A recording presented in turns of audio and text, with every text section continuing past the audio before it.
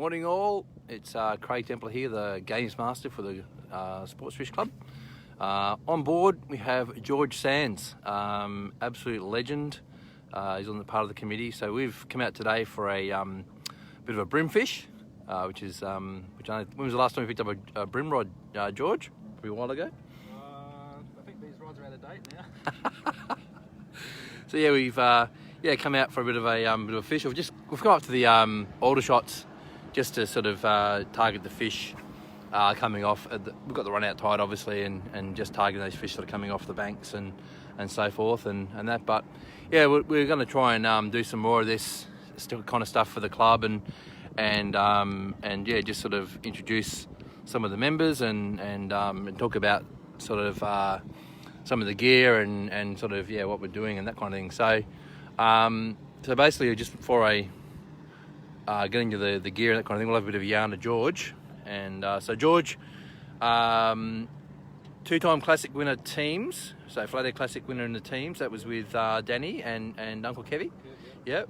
And you've won it individually as well. So yeah, a couple of years. Yeah, awesome. So man can fish just a little bit. So great to have you on board. And so I guess we were having a bit of a chat before. We've been down on crab. We've whacked a few brim down there and stuff, and we're having a bit of a chat. And I guess a little bit around as a classic winner. Do you sort of go hard, or do you try and manage your fishery spots, or how do you go about? How do you approach a classic? Do you just go, let's just get every fish and as much as we can, or do we try and rotate spots, or how do you sort of approach it? Yeah, I think pre-fishing's a big thing. I think you got to nut out sometimes where not to fish, because sometimes it's nice to find the fish, but also it's good to find out where not to fish. And I think the big thing is the way Team Sands approach the classic. I think we try and find our own fish. I'd rather, if there's a bank that's got 20 or 30, 40 fish they want to buy, I'd rather have that to our own boat rather than trying to share them. So I think the big thing is try and find your own spots, work out how to fish that spot. There's flathead are pretty much everywhere through the water, especially when that's Flathead Classic time when they're spawning. So the whole water's pretty much full of them. I reckon if you follow me, I can show you where not to fish.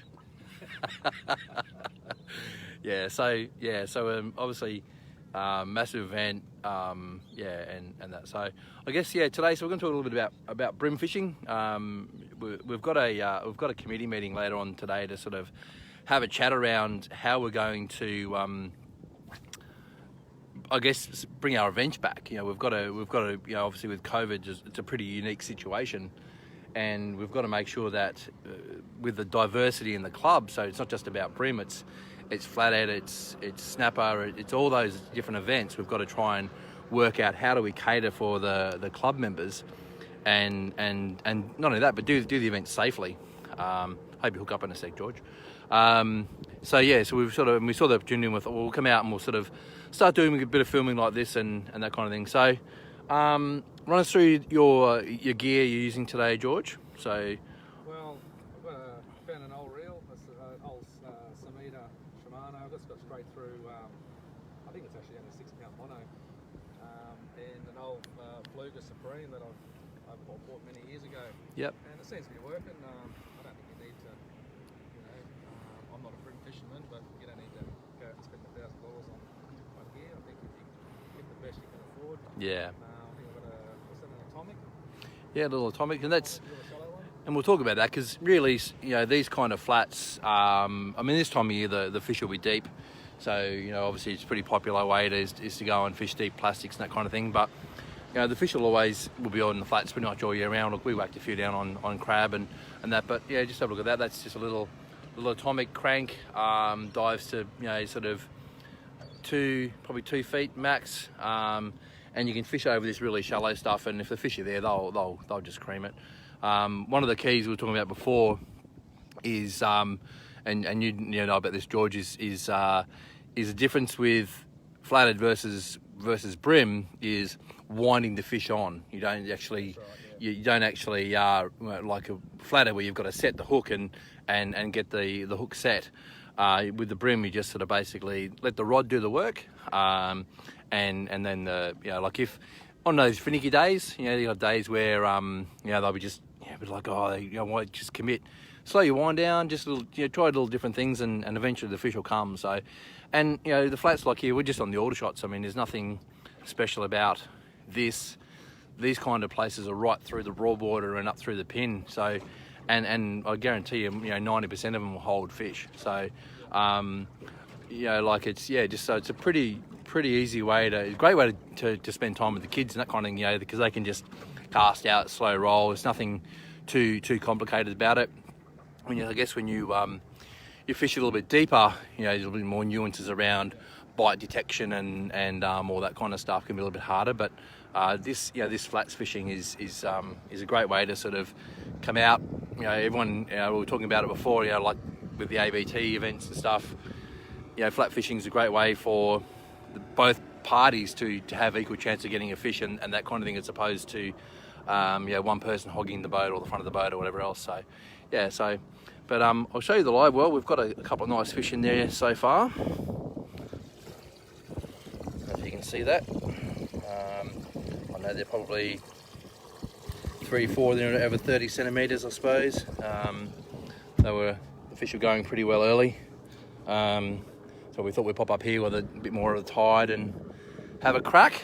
So got a few ayakers, Chris, Faye's on board, Jay. He's gone any poon, George says. Any poon. I guess it's must be a local joke, is it? I don't know. He's not. At least he's not calling me Jugon. Cool.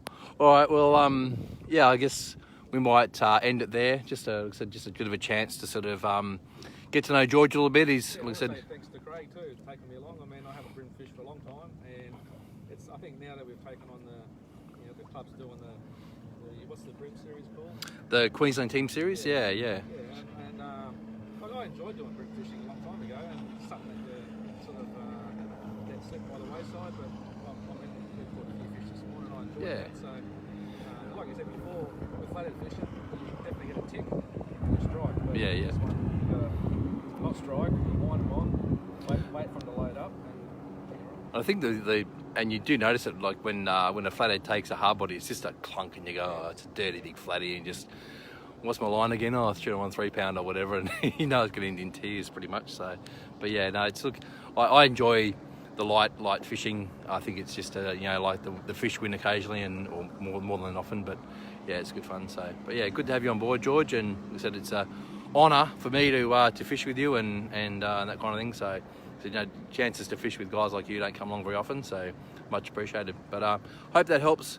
I guess we'll post it up on the YouTube page and everywhere else, and generating, I guess, conversation around techniques and bits and pieces. But like I said, this is a flat. There's plenty of brim on there generally, and if they're not there, move on, and you'll find them eventually. So anyway, we'll sign out for now. We'll do some more live stuff later on, or when he's hooked up to a stronger or something. All right, ciao. Guys.